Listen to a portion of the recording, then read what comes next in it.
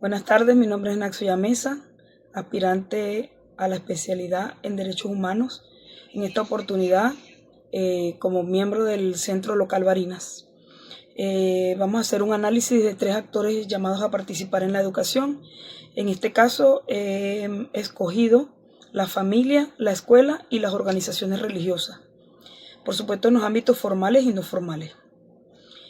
Primero es importante mencionar el concepto de sujeto de derecho. Y un sujeto de derecho es una persona que deja de ser un objeto pasivo de protección para convertirse en un actor activo que reconoce su propia dignidad. Tiene la capacidad de reclamar lo que corresponde y crucialmente entiende que su derecho termina donde comienza el del otro. Es importante que para abordar este tema primero hagamos un énfasis en este concepto porque vamos ahora a hablar cómo la familia es esa escuela de amor y primera socialización que tiene el sujeto, tanto en el ámbito formal y no formal, y en un espacio donde el niño experimenta, o la niña experimenta la igualdad y el respeto, como también es posible que experimente la no igualdad y el ningún respeto. Entonces, ¿cuál es el rol y la importancia? La familia es el filtro primario de la realidad. En los tiempos actuales, donde la tecnología aísla completamente a los niños y niñas, la familia tiene el rol de reconectar al individuo con la empatía humana, a través de poniendo primero que todo un énfasis en las cosas que son realmente importantes y en no otorgar tecnología a un niño en su primera etapa de la infancia. Por eso es que la familia podemos decir que tiene un impacto favorecedor o obstacular. Buenas tardes, mi nombre es Naxuya Mesa, estoy en la especialidad de Derechos Humanos y pertenezco al Centro Local Barinas. En esta oportunidad, como parte de la materia de Derechos Humanos y la educación, pues vamos a plantearnos un análisis detallado del papel de la familia, la escuela y las organizaciones religiosas, porque han sido las 3 aristas que he escogido en los ámbitos de la educación formal y no formal. Primero, es importante destacar el concepto de sujeto de derecho. Para analizar a estos actores es vital que podamos entender este concepto. Y un sujeto de derecho es la persona que deja de ser un objeto pasivo de protección para convertirse en un actor activo, que reconoce su propia dignidad, tiene la capacidad de reclamar lo que le corresponde y crucialmente entiende que su derecho termina donde comienza el del otro. Entonces, vamos a comenzar engranando este concepto de sujeto de derecho a lo que es la familia. La familia debe ser la escuela del amor y la primera socialización que un individuo tiene. Entonces, principalmente es un espacio donde el niño y la niña experimentan la igualdad y el respeto, como también puede ser que experimenten absolutamente lo contrario, es decir, la no igualdad y el irrespeto. Entonces, ahí radica el rol y la importancia de la familia, porque es un filtro primario de la realidad. En los tiempos actuales, donde la tecnología está aislando completamente al ser humano, la familia tiene el rol de reconectar al individuo con la empatía humana. Entonces, puede ser un elemento que favorece o obstaculiza. ¿Por qué? Porque hay factores que favorecen de manera positiva, como la democracia familiar, que es cuando se permite opinar a los hijos y se toman decisiones dialogadas, y se enseña que su voz vale, que podamos escuchar qué es lo que el niño y la niña necesitan. No solamente verlo como una autocracia donde yo soy papá y mamá y se hace lo que yo digo. Eso tiene sus límites, porque para convertir a un ciudadano en un ser humano democrático, eso debe comenzar en la familia. El manejo de las emociones. Tenemos que enseñarle a gestionar la frustración sin violencia, porque esta es la base de la paz social. Esas emociones deben ser gestionadas a través del amor, a través de la comprensión y de la empatía. También la diversidad, porque hay familias que no perpetúan roles de género rígidos y forman ciudadanos más igualitarios, es decir, sin estereotipos machistas, ni tampoco irnos al extremo contrario, ¿no? Sino que tiene que haber un equilibrio total en esa diversidad. Entre los factores que pueden obstaculizar o formar negativamente a un niño o a una niña está el autoritarismo, que ya hacía énfasis hace unos momentos, porque se hace lo que yo digo y no debe ser así, porque se enseña la sumisión, a que no se respete lo que la persona siente y se crean súbditos que no son sujetos de derecho. Otro de los factores que obstaculizan sería la violencia intrafamiliar, porque un niño debe aprender en la familia que el amor y los golpes no van juntos, no van de la mano. No se puede normalizar la violencia en la sociedad. Y también pues algunos prejuicios. La transmisión intergeneracional del racismo o del clasismo inicia en la mesa del comedor de un hogar donde se hablan todos estos temas. Entonces eso es por la parte de la familia y ha sido corto. Ahora vamos con la escuela. La escuela debe ser el laboratorio de la ciudadanía de un individuo. La escuela opera en el ámbito formal con un currículo explícito, pero también en el ámbito no formal con un currículo oculto, cuando hay recreo, cuando la convivencia que tiene con sus demás compañeros. Entonces eso tenemos que tenerlo siempre en cuenta. ¿Cuál sería el rol y la importancia de la escuela? Pues es el primer encuentro en lo público con personas que son diferentes a su entorno familiar. En tiempos actuales, su rol es vital para combatir la desinformación y el discurso de odio. Entonces, ¿cuál es el impacto que favorece? Tenemos la formación positiva, el currículo explícito, porque enseñar historia de los derechos humanos, la Constitución, los mecanismos legales de defensa y cómo se han ido alcanzando todos los derechos humanos a través de la historia, pues tiene, por supuesto, una gran importancia.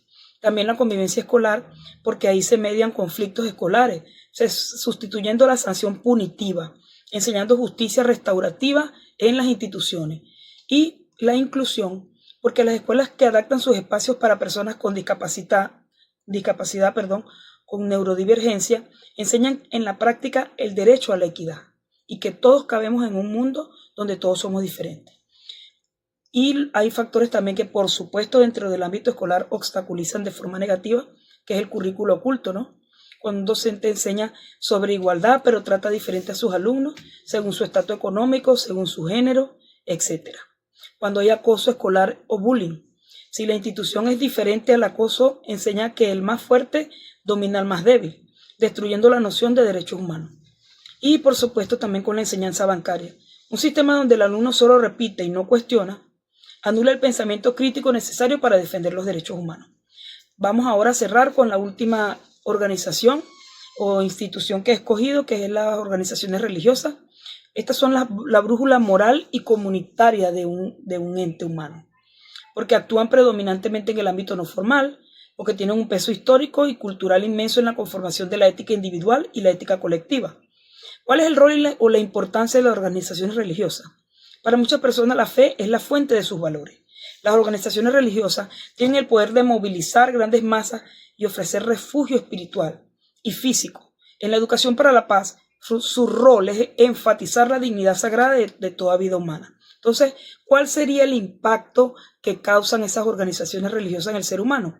Pues la dignidad humana, porque la mayoría de las religiones predican que el ser humano es sagrado y esto es un pilar de los derechos humanos. La solidaridad, porque son escuelas de caridad, de servicio al prójimo, de empatía, de responsabilidad, poniendo en práctica el derecho a la asistencia y a la vida digna.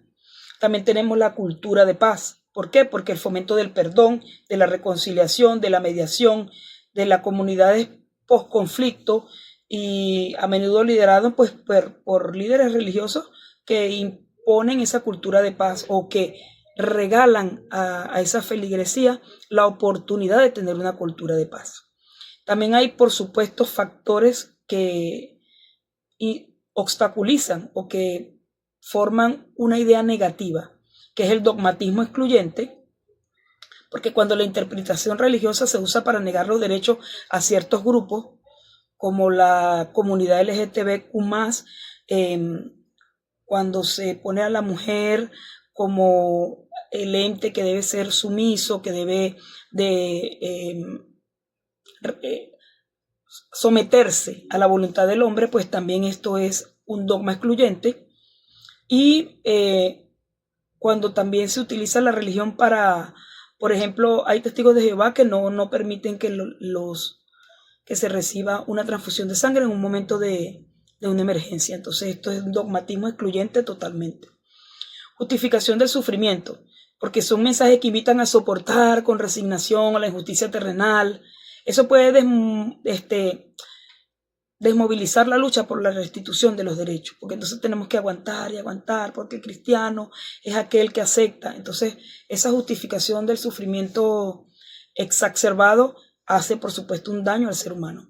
Y la confusión Estado-religión, porque cuando intenta imponer normas morales religiosas como leyes civiles, obstaculizan la laicidad y garantizan derechos para todos, pues por supuesto que esto va a generar un impacto negativo.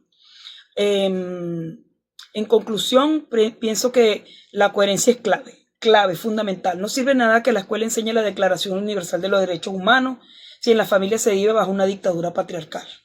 Y si la comunidad religiosa predica la intolerancia, la formación de sujetos de derechos que requieren los tres ámbitos, formal o no formal, y que estén todos alineados. Necesitamos unos niños y unas niñas que vean una coherencia en los adultos que le están rodeando a él todos los días. No podemos hablar de respeto si usted no respeta dentro de su ámbito familiar, ni siquiera quiere escuchar la palabra de su hijo. Entonces, la coherencia es clave fundamental. Y por supuesto, no solamente las palabras, sino también la vivencia, que tiene que algo mucho que ver con la coherencia, porque en los tiempos actuales hay una polarización, ¿no? La educación para la paz no se trata de memorizar leyes, sino de resolver conflictos. La familia enseña a amar, la escuela a convivir y la religión a servir. Si alguno falla, pues la mesa va a cojear, lógicamente. El rol del pensamiento crítico es fundamental también en este tema, porque para que estos actores favorezcan y obstaculicen deben renunciar al autoritarismo.